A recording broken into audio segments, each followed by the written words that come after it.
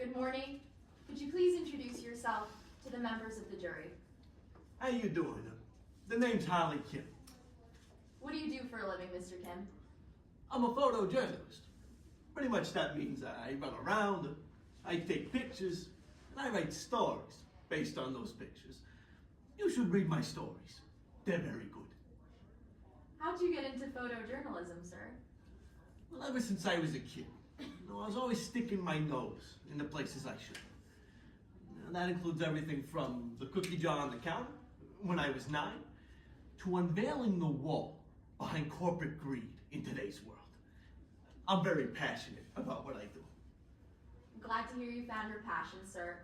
But I want to shift our focus to this case. Can you tell the members of the jury how you're involved? Sure. I was on a train. I was investigating this high roller, Avery Bancroft.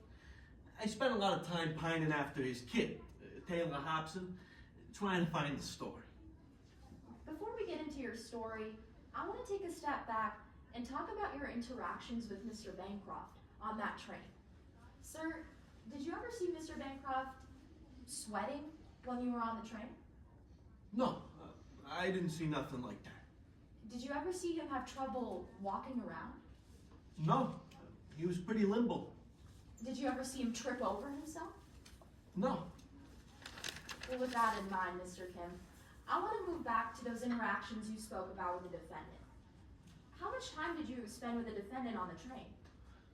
I spent a good amount of time with Miss Hobson, but the first time I got her alone was this one afternoon when we were outside this arts and crafts store at one of our train stops. Sir, I want to talk about why he might have been giving you all those details about it. Sir, was there another time that you saw Mr. Silva on the train? Yeah, the next day, April 23rd, I sat down for breakfast with him. He wasn't looking the best. I mean, he was slamming Bloody Marys left and right. Keep in mind, it was 6 a.m. So I asked the guy if he's doing okay. What did he say when you asked him if he was doing okay?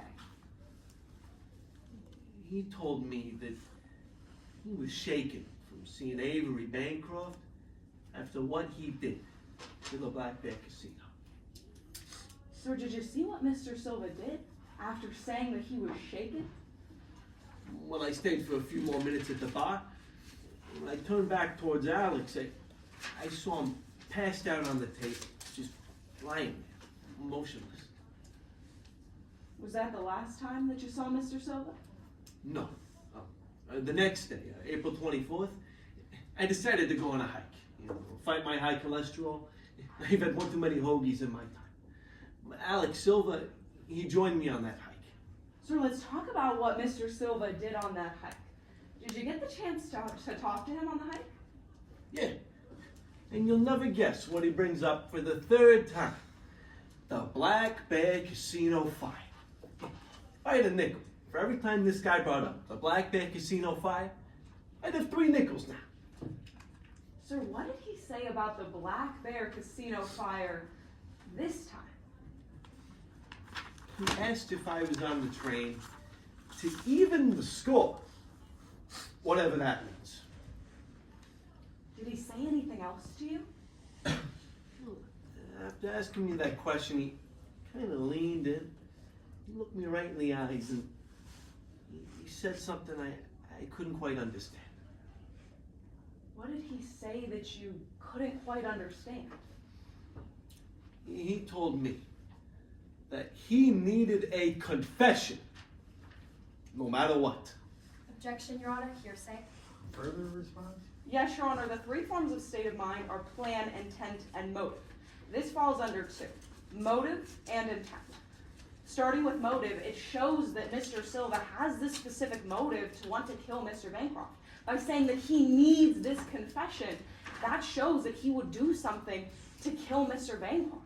Additionally, Your Honor, this goes to his specific intent. This need to get a confession, that's an intent to get something. Oh, objections overruled. Yes, Your Honor. Mr. Kim, can you tell us exactly what Mr. Silva told you?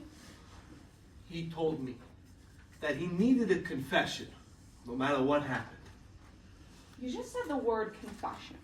I want to talk about where else you might have seen that word. Your Honor, let the record reflect that we're now displaying what has been pre-admitted as Exhibit 37. Sir, do you recognize this? Yeah, that note, I saw it on Mr. Bancroft's floor the morning he passed away. Well, I want to talk about who could have written this note, confess or burn. Starting with confess. Who did you hear talking about needing a confession? Alex Silva. What about burn? Who did you hear talking about the Black Bear Casino fire? That would also be Alex Silva. Sir, now that we've talked about this note, I want to talk about who might have written it. Sir, you were talking about a hike that you were on with Mr. Silva. Did you see him do anything else on that hike? You know what, yeah.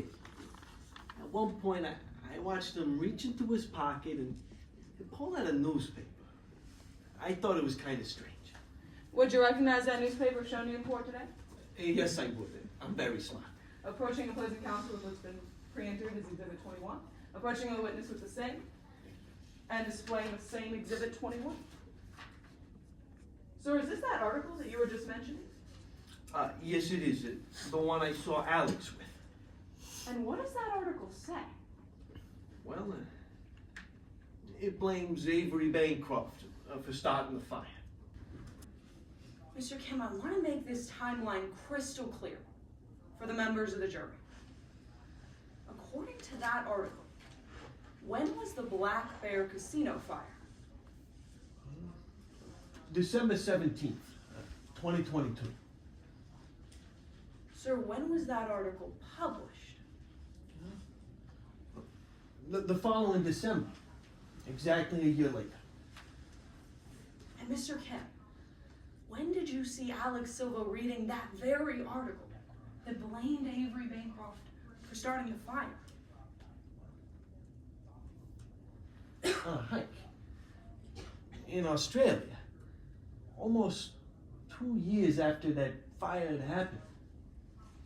Thank you, Mr. Kim. Your Honor, no further questions. This is the bottle that you found inside the defendant's cabin, isn't it?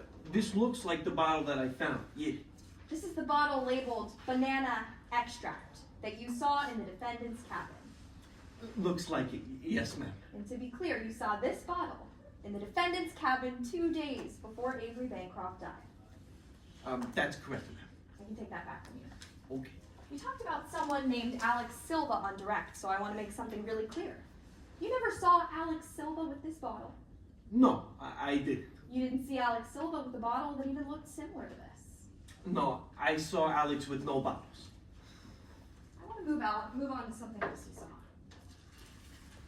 Now, Mr. Kim, you've seen these sunglasses before, haven't you? Yes, I have. They're very ugly. My aviators are a lot better. Mr. Kim, you've seen these sunglasses 3 times. That's correct, ma'am. So I want to walk through the timeline of where and when you saw these glasses. Now, 3 days before Avery Bancroft died, you were with the defendant in a store. Yes, we were doing some shopping. You saw the defendant go up to the register. I did, ma'am. You saw the defendant check out at that store. I didn't see them check out. I got distracted. There was a nice lady on the other side of the store. I started talking to her, but I saw Mr. Hobson leave. All right, Mr. Kim, you saw Mr. Hobson with bags from that store. That's correct. And sticking out of one of those bags was these sunglasses. That's right, ma'am.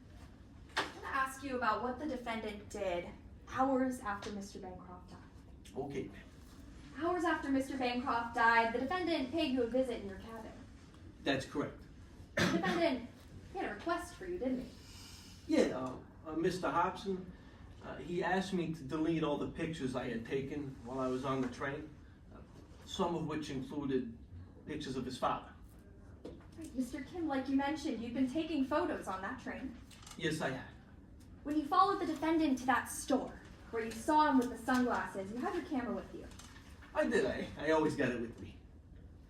Hours after Avery Bancroft died, the defendant asked you to delete every single photo you had taken during that trip. That's right. Some of the pictures I had included pictures of his father after he had passed, It's part of my job. But Mr. Hobson told me he didn't want those to be sold to any paparazzi site. I understand. I'm not asking you just about those photos, though, because the defendant didn't only ask you to delete the photos of his father. No, he did not. Oh, The defendant gave you $7,500 in cash, hours after his father died, in exchange for deleting every single photo you had taken during that trip. that's right. Yeah, it wasn't my proudest moment. I should have done it for free. But, I gotta make a living somehow. Is that a yes? The defendant gave you $7,500 in cash to delete all of your photos. I did. I took his money. Thank you, Mr. Kim. I have nothing further. Well, Mr. Shelton, moving on to that second day, April the 23rd. You went on an excursion to a place called Handler, correct? Yes, I did. This cute little tools and crafts store. And inside, you saw the defendant once again. Yes, I did. I saw them searching up and down these shelves. I thought they might have been searching for something specific. Well, they weren't just searching. You saw the defendant holding a bottle, didn't you? Yes, they picked up this brown bottle, had a banana on it. Would you recognize that bottle if I were to show it to you today? Yes, I did. Good memory. Your Honor, permission to approach the witness with what has been marked as Exhibit 40B. 40B? 40. 40. Yes. Thank you.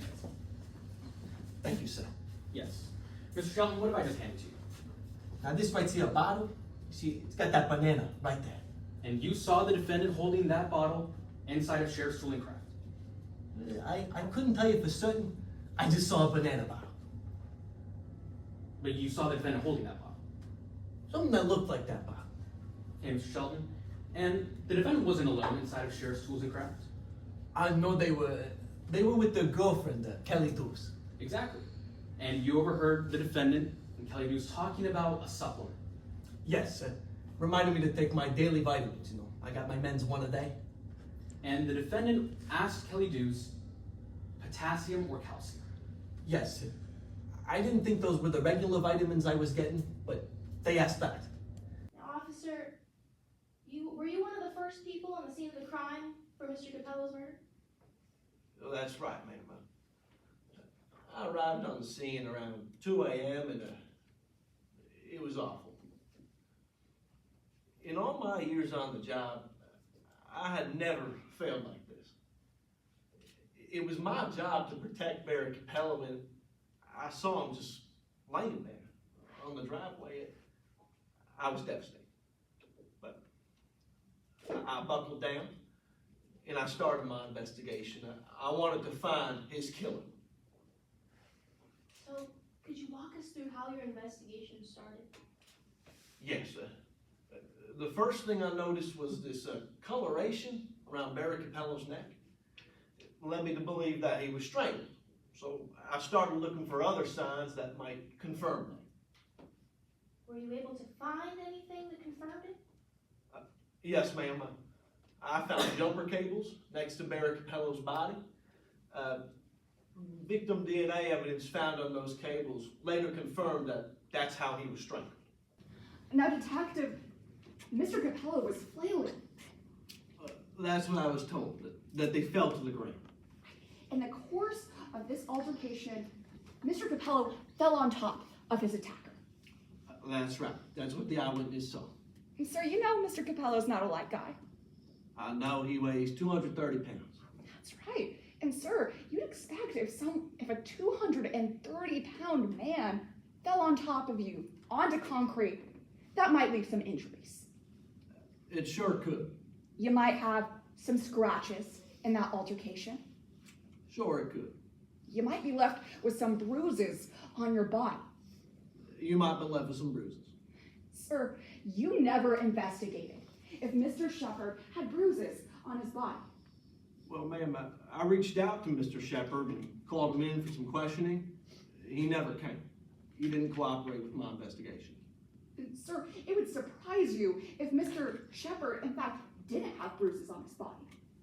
Oh, ma'am, I wouldn't know because he wouldn't come in. No further questions, Your Honor.